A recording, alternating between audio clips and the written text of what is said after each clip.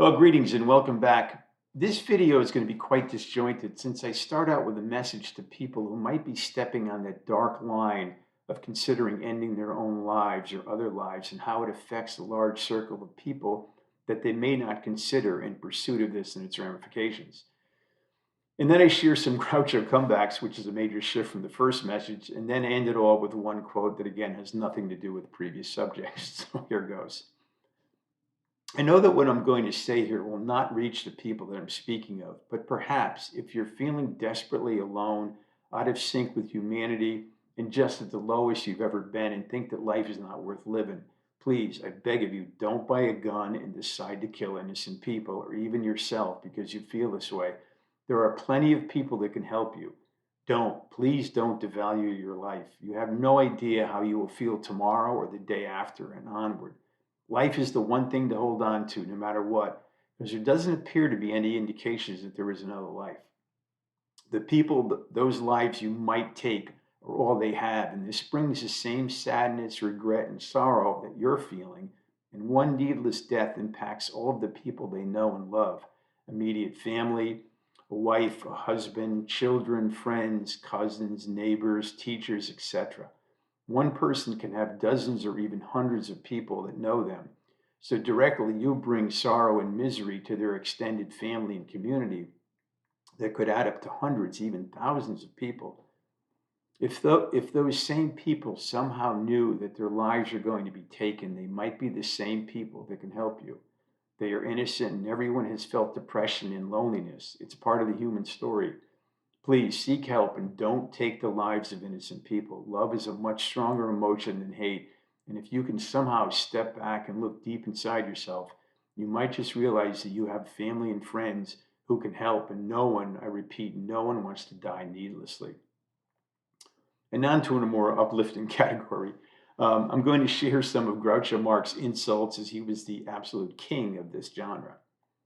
While embracing a woman, she keeps saying, "Hold me closer, closer," to which he says, "If I hold you any closer, I'll be in back of you." And keep in mind that many of the foils here include Margaret Dumont, and she acted as if she was confused and overwhelmed by Groucho, but she knew her role and let Groucho do his thing. You could say it was a real love match. We married for money, oh, my shrinking violet, and it wouldn't hurt you if you shrunk another 30 or 40 pounds.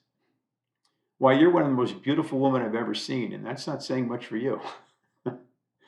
Woman says, "Why, you're the man I've been dreaming of," to which Groucho states, "What do you eat before you go to bed?" "I can dance with you until the cows come home. On second thought, I'd rather dance with the cows until you come home." A woman states, "I will welcome you with open arms," to which Groucho replies, "Is that so? How late do you stay open?" A woman claims that I've never been so insulted in my life, to which Groucho replies, "Well, it's early yet."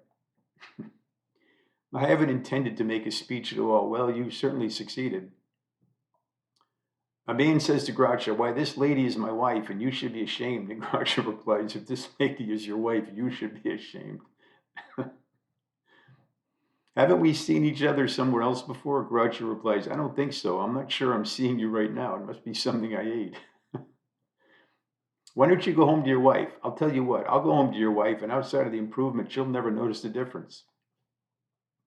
"So you didn't think I was a real detective, eh? Well, if you're a detective, then I'm a monkey's uncle," to which Groucho replies, "Keep your family out of this." And while dining out with a woman, Margaret Dumont, he sees the check and it says $10.46. This is back in that time. "Why, this is an outrage. If I were you, I wouldn't pay it," and he walks off. "Well, that covers a lot of ground. So you cover a lot of ground yourself. You better beat it. I hear that they're going to tear you down and put up an office building where you're standing."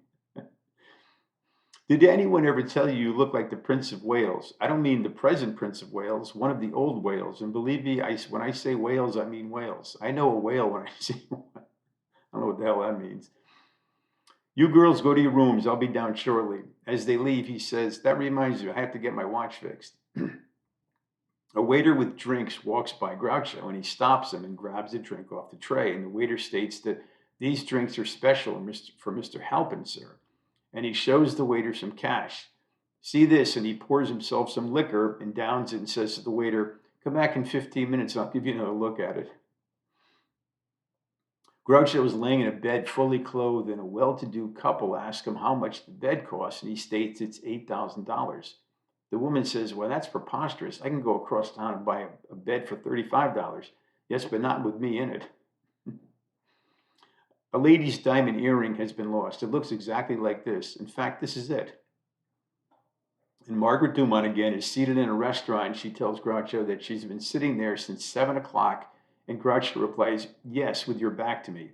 When I invite a woman to dinner with me, I expect her to look at my face. That's the price she has to pay.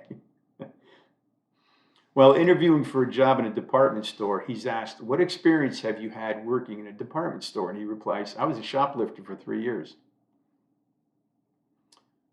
If you weren't smaller than me, I'd flog the daylights out of you. And as the man stands up, he tells Groucho, why, I'm bigger than you. And Groucho replies, well, that's another reason. A man confronts Groucho by saying, are you a man or a mouse? And Groucho replies, you put a piece of cheese down there and you'll find out. A man states that one of them goes around with a black mustache. Groucho replies, so do I. If I had my choice, I'd go around with a little blonde. And Groucho tells Margaret Dumont that I can see you right now bending over a hot stove, but I can't see the stove. I'm the plumber. I'm just hanging around in case something goes wrong with her pipes. That's the first time I've used that joke in 20 years. We took some pictures of the native girls, but they weren't developed. But we're going to go back there in a couple of weeks. A waiter tells Groucho that we have orange juice, tomato juice, pineapple juice, grape juice, and he interrupts him saying, oh, hey, turn off the juice before I get electrocuted here. This is a very wordy segment. Why a 4-year-old child could understand this report. Go out and find me a 4-year-old child. I can't make heads or tails out of this. While looking at a slide in a classroom, the professor asked him, what do you think of that slide? And Groucho replies, well, I think he was safe at second, but it was very close. And while introducing a man to a couple waiting for a train, to which Groucho replies, you know Conductor Hennessy, don't you? To which Hennessy replies, Inspector.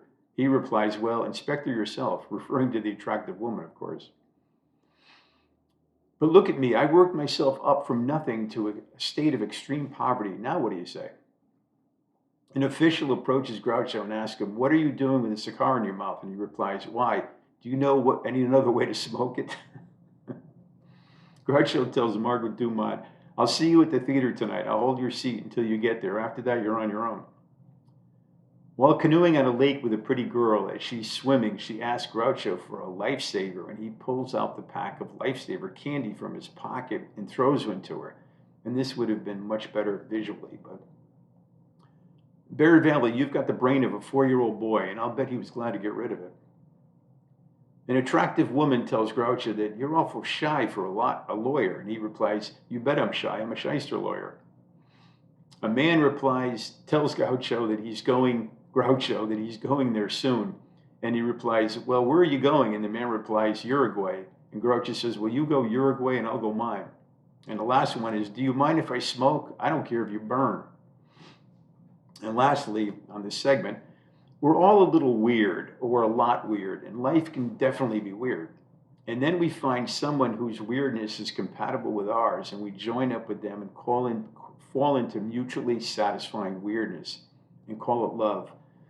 But somehow my wife is not weird at all, but I am, and I'm out.